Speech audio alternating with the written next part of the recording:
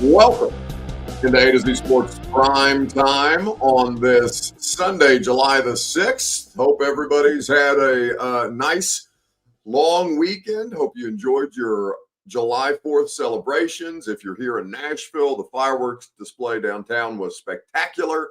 And if you were not in Nashville or downtown Nashville and you did your own fireworks display, I hope you had a great time doing that as well. It is, the slow time when it comes to the football calendar. We are 3 weeks away, though, from training camp, less than 3 weeks away. The 22nd is when things will, when the players will report. We will get going as far as practices go on the 23rd, and then the radio show will be out there for basically 2 months out there broadcasting live from training camp. I'm going to go on the road with the Titans, as I typically do. They've got 2 joint training camp practice sessions with Tampa and Atlanta. It sounds like I'm going to be on the road for 9 straight days because they're going to be on the road for 9 straight days as a means of trying to get them to bond and spend more time as a team and kind of turn it into a football summer camp type atmosphere, because in all the different ways that they've tried to stretch the leadership quotient or raise the level of leadership or team camaraderie in all the different exercises that they've tried to produce, Brian Callahan also thinks that 9 straight days on the road during training camp is going to help them with that. So we're not that far away. I was just telling Ross I feel completely unprepared for training camp, but we've still got a little bit of time. So while we, for lack of a better term, kill some time between now and training camp, I wanted to talk about, given that we come off the July 4th weekend, that Steve McNair is always in our minds around that time of year, certainly on the hearts of his teammates, his colleagues, and Titans fans who loved him and everything that he did for the city and everything that he did for the sports, and what a large figure he was in the landscape of the NFL. We have talked before about the Cam Ward comparisons to Steve McNair from a stylistic standpoint. There are some things that when you watch him, even though Steve was a more physically imposing and stronger armed player and just a superior version of the quarterback that people want Cam Ward to be, at least a superior prospect. Maybe we'll see what happens with Cam Ward as far as his career trajectory goes. Obviously, he hasn't played a meaningful down in the NFL just yet. So we'll wait before we get into the legit Steve McNair comparisons. But a lot of that stuff was floating around, right? We had Nate Tice of Yahoo Sports, who's an excellent film analyst. And Nate brought it up. Dan Orlovsky has been on national television on ESPN talking about where he sees them comparable. And a lot of people go along with that. It's very easy to attach some level of hope in that. Steve McNair is the best quarterback in the Titans era of football. There is no disputing that. Ryan Tannehill is, ironically enough, the statistically most accomplished, and in fact broke Steve McNair's consecutive start streaks for all the talk, and rightfully so, about McNair's toughness and the injuries that he plays through. And obviously those are 2 different styles of player, and the game is, it's still very physical, but it's significantly less physical than it was in McNair's time. So for Tannehill to break that consecutive start streak, it was still a tribute to him for his availability, and that mattered for the Titans for a period of time. But Steve McNair is still the most accomplished quarterback in the Titans era. Warren Moon is the best and most accomplished in the franchise's history, but McNair is always going to have that special place in Titans fans' hearts. He may have been drafted by the Oilers, but he is responsible for your lone Super Bowl appearance. A heartbreaking loss though it was, Steve and those teams will always carry a heightened level of significance for Titans fans, understandably so. So we go through the July 4th holiday, and obviously the tragic murder-suicide of McNair is always talked about, always commemorated by the team, certainly locally.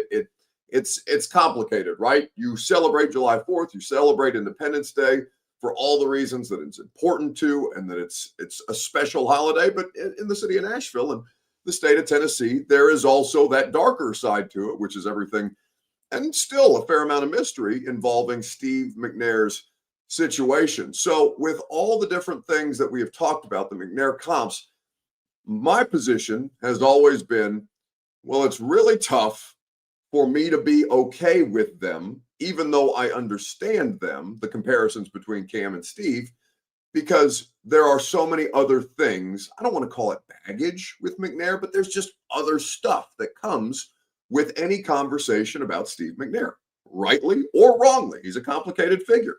And some people want to remember the complicated nature of it. Some people don't. They just want to remember the good stuff about McNair, and that's fine too. I get that. I am somebody who just thinks there's already a lot of pressure on rookie quarterbacks to succeed.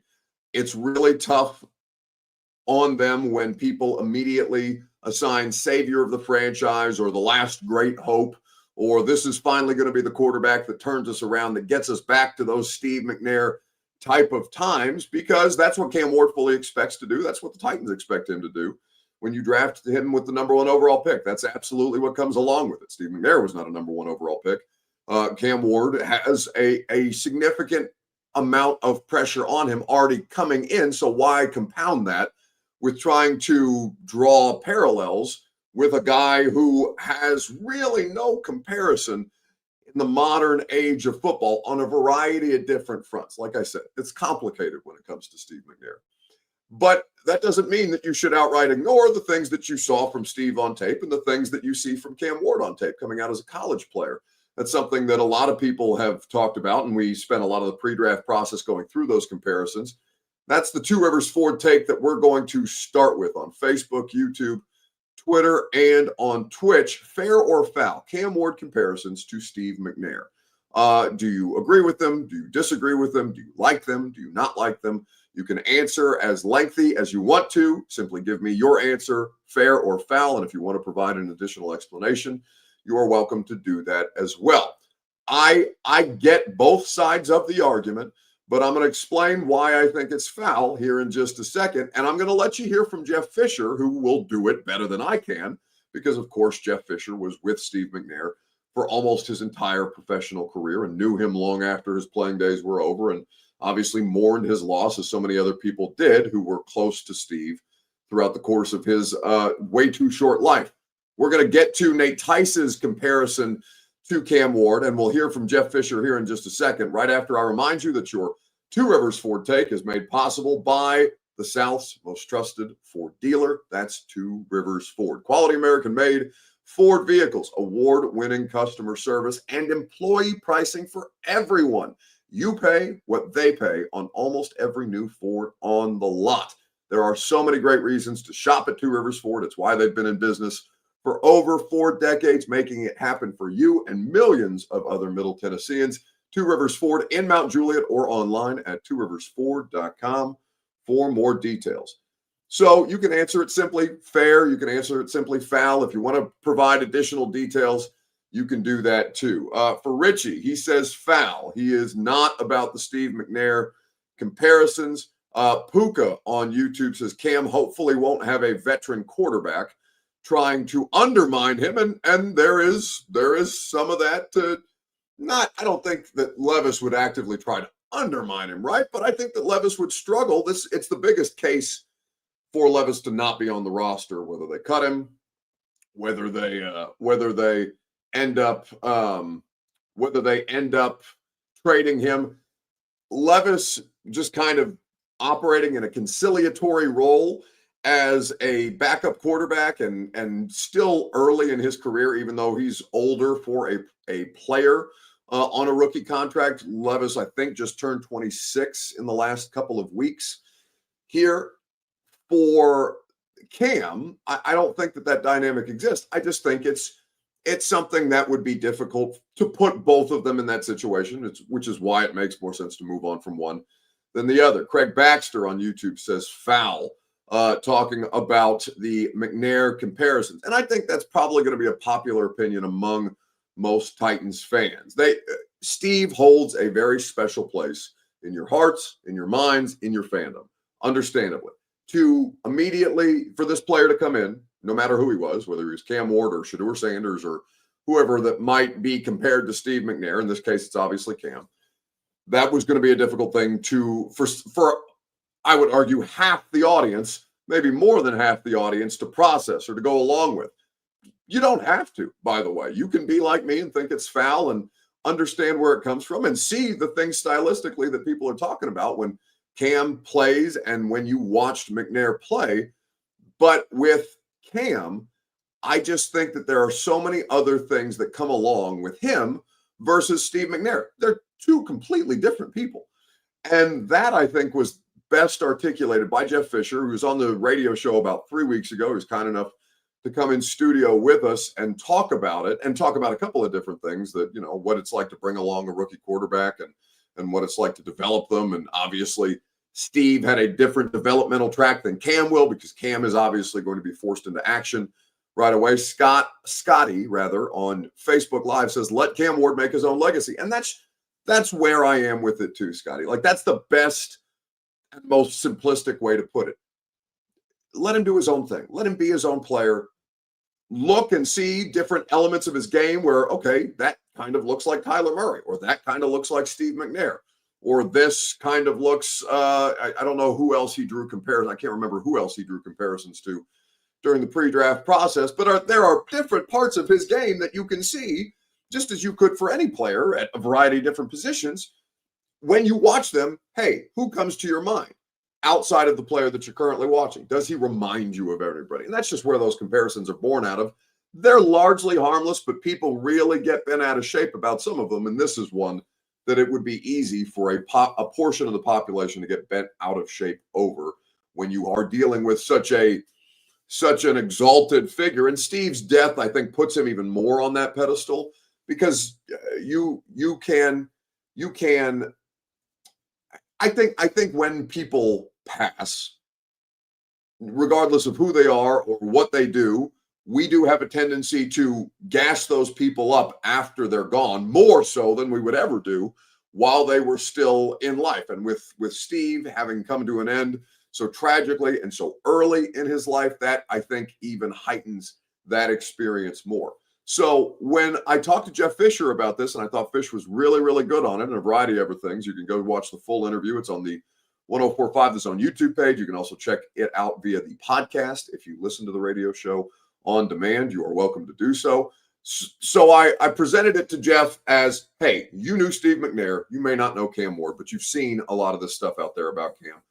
How was it to work with Steve? What was the personality type beyond the player? And how do those things kind of work? How did those things work with you as you were starting to bring him along during that process? This was Jeff Fisher on the radio show a couple of weeks ago. What we did and the way we handled Steve was, we wanted to get him experience in his first year.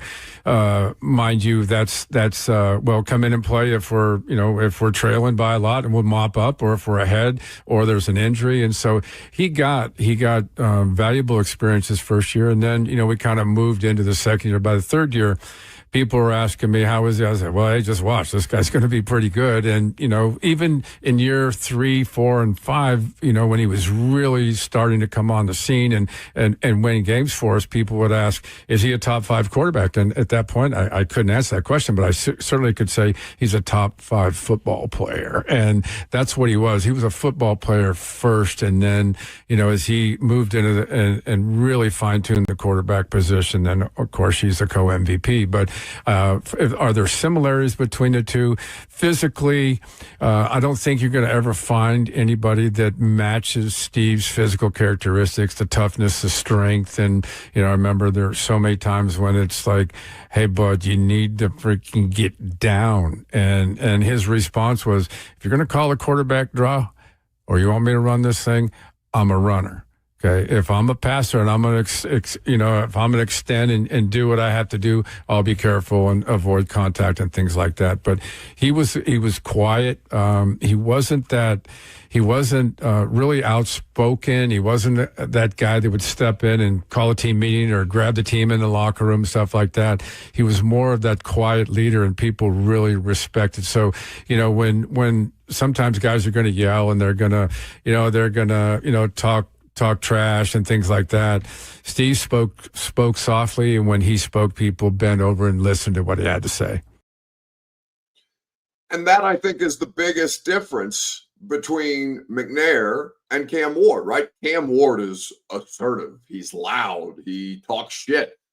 Steve McNair went about his business almost like a similar, if you're going to compare that in terms of leadership styles, Derrick Henry, not a rah-rah, break down the huddle, rally the troops type of guy. I mean, Derrick could do that. It's not like he was a mute the entire time he was there, but Derrick's primary source of leadership was, hey, I'm going to go out there and bust my ass. I'm going to do everything to the nth degree to make sure that I am excellent, that I am so far and beyond what I need to be or what the average player might do, that I am going to show you. I'm going to show you how to do this by setting that example and working towards that goal and bringing the rest of the team along with me, and also being an excellent human being. Derrick has a variety of different qualities that make him a good part of a leadership group in a locker room. But like, Derrick is also not going to be the one shouting down dudes or busting Jeff Simmons' ass across the line of scrimmage. As far as like the trash talking goes, Derrick's just going to run through your face. That's how he goes about it. Cam Ward is a run through your face type of leader. Steve McNair, very much not. And I think that's the biggest place where you can identify the differences in the comparisons. And it doesn't have to be a one comparison. That's where people get too caught up. I think not you guys specifically, but some people, and I understand it, you take it as gospel. Like, if you compare Steve McNair to Cam Ward, then some people will take it as literally as humanly possible and saying that everything that Steve McNair was, Cam Ward is going to be. When that's just simply not so.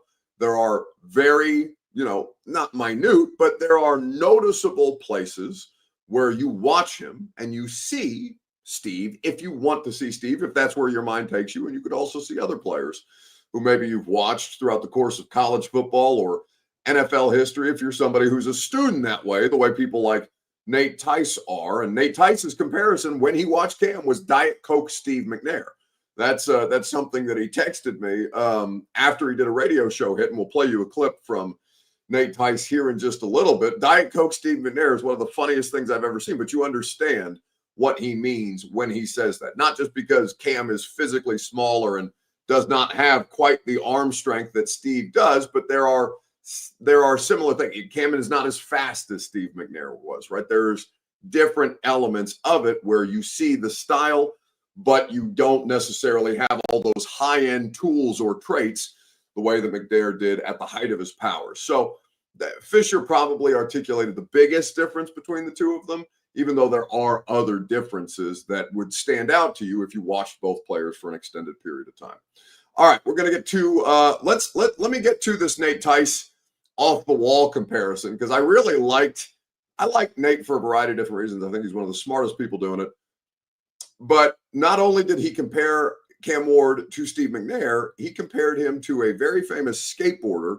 And if you are a student of skateboarding beyond just Tony Hawk and understand the history of those competitors, in the early 2000s, late 90s, and as they were coming up through the 80s and things like that, Nate had an off-the-wall. He does a lot of these, an off-the-wall comparison for Cam Ward that I think you guys are really going to enjoy, and we will let you hear that as a part of the radio show interview that we did with him. This would have been pre-draft when last we talked to Nate Tice. We're hoping to get Nate back on here in the next couple of weeks. So we will do that right after. I remind you that the Primetime program is made possible by Truemav Fitness in the Gulch, where you go for your first workout free. Took the July 4th weekend off. So July 4th was a Friday. You guys know typically Truemav, my day at Truemav is Fridays for a little arm farm work with Worth.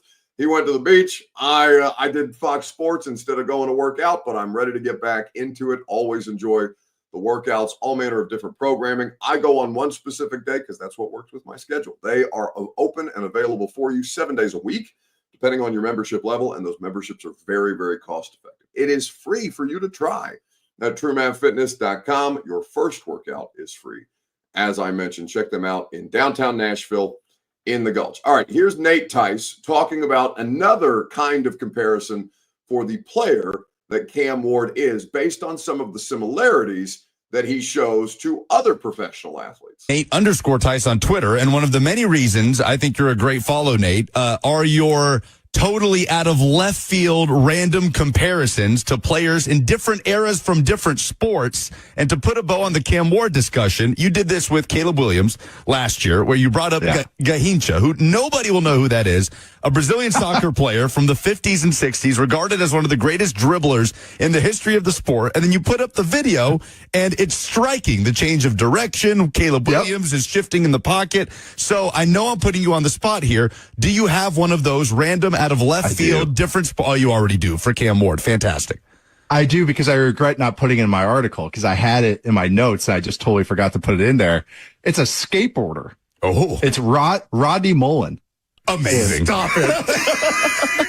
How about that one? Because he's very technically sound, but because he's so technically sound, he can do all the creative flair and do all the crazy things. If anyone doesn't know, Rodney Mullen invented the kickflip. He is the street skating version of Tony Hawk is to vert skating, but also an interesting interview. I highly recommend any interviews with Rodney Mullen, because he's a very smart guy. I think he has like an engineering degree from Florida. But anyways, Rodney Mullen. That would be my comparison for Cam Ward, just because of his creativity, but he has more technicality and more technical ability than you would think, because of all the creativity that he plays with. You just made the tiniest percentage of our audience so happy. I mean, that's all I live for. If I could just get 2 people that go, yes, oh my goodness, that's what I live for. That's it.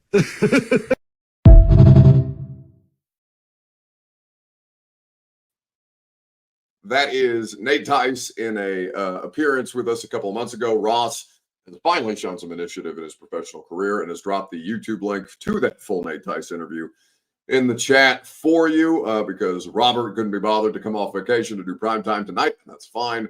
We'll let him have one more night. Ross has been working hard all weekend despite being miserably hungover every time I see him. All right, so that is going to lead us into Sunday Fun Day. We'll do a little Sunday Fun Day for you. What's the best thing that you saw on the internet this week? Facebook, YouTube, Twitter, and Twitch is where you can submit your nominees. But the answer to me is pretty simple. If you're paying attention to the Nashville sports scene, you understand that Nashville sports has been an utter hellhole for basically the last 3 years. The Preds are trash. The Titans have been trash, though the hope that Cam Ward represents is at least soothing some percentage of Titans fans, even though, maybe they don't have a winning record this year, or maybe they don't. We'll see what happens with the Titans. Expectations are low, but at least you have a new quarterback, and that's enough to soothe people for a period of time. Point is, though, they're 2 of the worst teams in their respective leagues, and Nashville sports has suffered as a result. It's been some time since we've had a real winner in this town, which is why it is so important that people should celebrate what is going on with Nashville Soccer Club right now. Nashville SC played on Saturday night at Geodis Park. First time they've been home in a while, because they've had the Club Champions League going on here in the last couple of weeks, and FIFA has actually used their stadium as a host site for several other games, whether it's the LA Galaxy or the Tunisian team that came in here a couple of weekends ago and had games. The Club World Cup has kind of taken up some space, even though MLS has continued their season. Nashville SC has been on the road. So they come back. They are riding a streak heading into Saturday's game of 13 unbeaten results. Now, that doesn't mean that they've won 13 in a row, though there are a great many wins in that 13-game streak. It just means they haven't lost a game, because, of course, you can draw in soccer, but it's still important to get that draw, to get some points as you continue to try and work your way up through the standings. You guys, on a baseline level, even if you don't watch soccer, you understand this. They pushed it to 14 unbeaten results on Saturday night, and they did it in incredibly dramatic fashion. It was awesome to see. I watched it on television after the fact. A lot of people, 28,000 people packed in there to watch them beat the Philadelphia Union in penalty kicks. It was an electric atmosphere. We finally have a winner. It feels like it's been so long, 8 years removed from the Nashville Predators Stanley Cup run. I mean, the last relevant Titans season, really relevant Titans season, was probably 2021, which is crazy to think about, when they were the number 1 overall seed and the Bengals obviously shattered their hopes in that home playoff game, and the franchises felt a bit broken since then, though it doesn't mean that they can't rebound. In the meantime, though, Nashville SC is carrying the weight of the collective Nashville sports scene on their shoulders, and they are doing so in incredibly dramatic fashion. Put to bed the penalty concerns. Here's Mukhtar down the middle. And Nashville down to 10. Look to have won it in the 101st minute.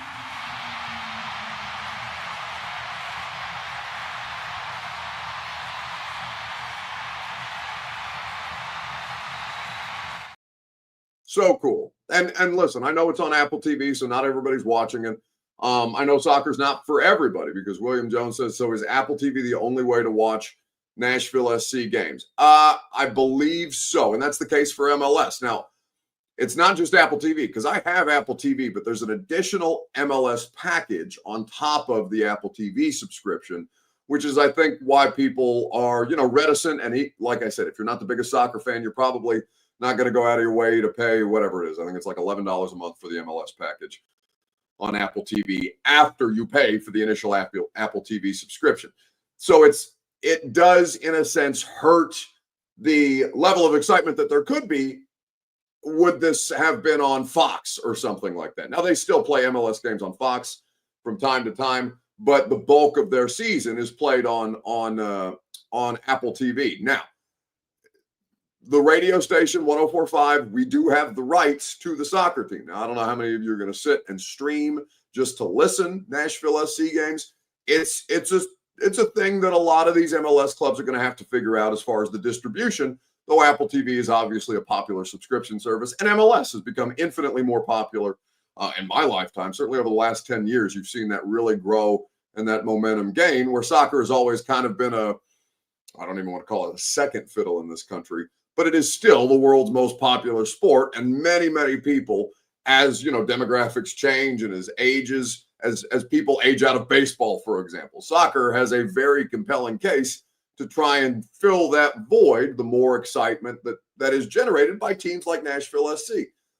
So it is unfortunate that most people are probably not watching these games on television, but it's awesome to go to the Geodis Park. They have a great atmosphere under normal circumstances. And full disclosure, I haven't been to a game in person yet this year. I almost went on Saturday night, and my plans got derailed, and that's all well and good. I hope to see them at some point soon, because even if they don't continue to have this unbeaten streak, it's got to end sometime, right? Although 14 is crazy.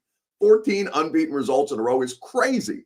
And they are an absolute wagon. They are a scoring machine. BJ Callahan, BJ Callahan, two Brian Callahans as head coaches for two professional sports franchises here in Nashville. BJ Callahan and what he's done, what the turnaround he's been able to make in less than a full year on the job has been awesome. And nobody has scored more goals than the man who just scored in PKs there, Hani Mukhtar. If you are unfamiliar with the roster, Hani Mukhtar has scored more goals in MLS play than anybody in the league since 2020. That guy's on your team, and he's a badass. And they've got several other who are just as good. I could not recommend the experience more. I'm sure a lot of people will go, and maybe they'll lose their next home game or draw their next home game, and you'll get people that bitch about soccer, because there's a lot of people who just like to tell you that they don't want to watch soccer without actually trying it.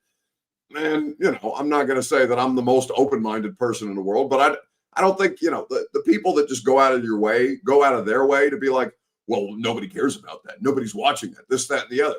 That's fine. It doesn't mean that you can't still experience the joy that is clearly happening in Berry Hill, just down the road. I'm in the Germantown area, Berry Hill, not that far from downtown Nashville, logistically, and all the cool things that are going on in Geodis Park. Like, look at this crowd when he hits the PK. It's nuts. Put to bed the penalty concerns. Here's Mukhtar down the middle.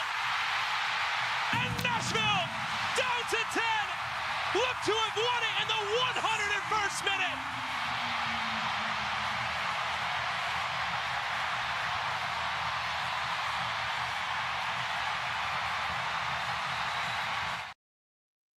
Like I said, if it's not your vibe, that's fine. But you don't have to be somebody who goes out of your way, as so many people on the internet do, to just shit on it if it's not your vibe. For people who want to enjoy it, it's really, really cool to see the way that they're advancing. Philadelphia was just slightly ahead of them in the standings. So that was a huge result for them on Saturday night. And we'll see how much further they can take this thing. But, I mean, if you talk about the state of Tennessee has never had a pro sports championship, which is kind of crazy to think about. It's one of the few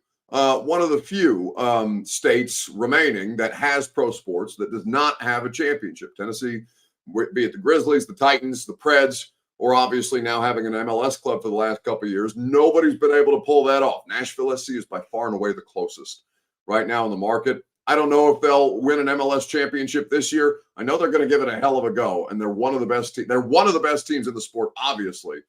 But damn, if they're not carrying the rest of Nashville sports fandom's collective weight on their shoulders and delivering basically every time they take the pitch, it's badass. Carrie B, who's clearly a listener to the radio show, says, "Hanny, I'm home," or it's Hani. Hey, I have an Uncle Hanny. I mispronounce it a lot. It's Hani, I'm home, instead of Honey, I'm home. I botched that. I could not have done that worse. Ross is slapping himself in his giant forehead because of how poorly I did that. But Hani Mukhtar, not Hanny Mukhtar, not like my Uncle Hanny. Anyway, that's going to do it for us tonight. Radio show is going to be fun tomorrow. Come hang out. Lucas, Robert, we'll all be back from vacation. We'll all be here for the full week. We are going to have a lot of fun. We're probably going to talk a lot about Nashville SC and how important this is. We were having a conversation on social media today. I was going back and forth with some sports, Nashville sports fans. I don't know if the Preds or Titans or whatever. I'm sure they are interested in all of those things. But the last moment that the city has had with one of their pro sports teams like that, like this, like what Nashville SC is doing, was when? Because God knows it's felt like a long time for the Titans. And it's been honestly longer for the Preds. The Preds have really crashed out hard in the middle of all this. And I know the Titans did last year too, but at least that was a bit more of I don't know. It feels like we've fallen a long, long way with the Titans since 2021 and being the number one overall seed and all the fun stuff that came even before that led up to that opportunity. But Nashville SC is really, really out here doing the Lord's work to keep Nashville sports on the map. So hopefully they continue that momentum. And hopefully we can finally break that curse of no championships, no pro sports championships in the state of Tennessee. Nashville SC is our last best hope right now. Hang out with us tomorrow from 10 to 1 on 104.5 The Zone. We'll have a great time doing it. I will see you then. Have a great rest of your evening. Go home! Go home! Go home!